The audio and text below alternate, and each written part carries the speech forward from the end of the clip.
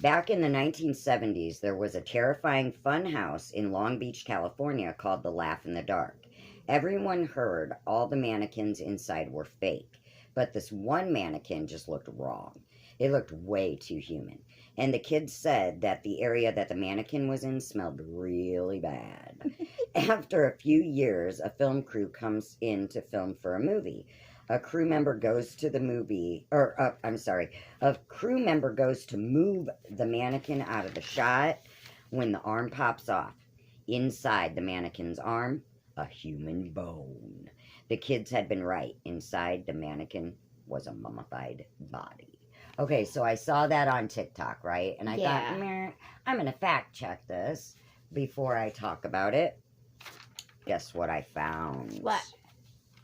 Dun, dun, dun. From the source, Atlas Obscura, written by Ella Norton. How a real corpse ended up in a California fun park.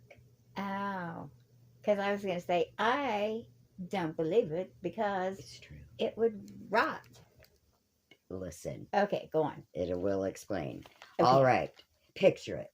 1970, Sicily, 1922. In 1976, crew members from the TV show, remember the show, The $6 Million Man? Uh-huh. All right, well, crew members from that show were preparing to shoot on location at the Pike Amusement Park in Long Beach, California, while sprucing up the set because it was like a spooky episode. Okay, so they had a lot of like dummies of like funhouse. Okay. Not funhouse, haunted house. Yeah. Props. Okay. Yep. So while sprucing up the set, an employee spotted a mannequin hanging from a noose in the corner. He reached for the mannequin's arm. The arm broke off in his hand.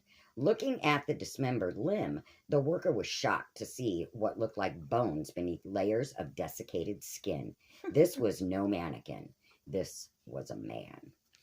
The hanging corpse in question was once Elmer McCurdy, an outlaw who died in a gunfight with police 65 years before being found in the funhouse. In 1911, the mischief-making vagabond robbed a train near Okessa, Oklahoma, then took his spoils, $46 and a jug of whiskey, up north, where he holed up in a barnyard on the Kansas border. Police pursued him and ended up killing him in a shootout among the hay. McCurdy's body was taken to a funeral home in Pawhuska, but no one claimed it. Seeing a money-making opportunity, the undertaker embalmed him and allowed visitors to view the preserved corpse if they placed a nickel in its mouth. Back then they were so grotesque. Yeah. Like, that was Well, hangings were entertainment. Yeah, I guess. Yeah, they were weird. 5 years. Didn't have TV. Right, yeah, they had to do Or something. the internet. Idle hands are devil's playthings. 5 years into this lucrative scheme, a carnival man turned up at the funeral home claiming to be a long-lost relative and requested to take the body so that it could be laid to rest properly. He was, of course, lying. Yeah. Within weeks, the McCurdy corpse was the star attraction of a traveling carnival. For 60 years, McCurdy's mummy made the rounds of carnivals, wax museums, and haunted houses until it turned up inexplicably at the Pike Inn, Long Beach, California. By this time, the legend of Outlaw McCurdy was long forgotten, and the body was assumed to be a fake. After the $6 Million Man discovery, police identified McCurdy and sent the body to Summit View Cemetery in Guthrie, Oklahoma for a long-delayed rest.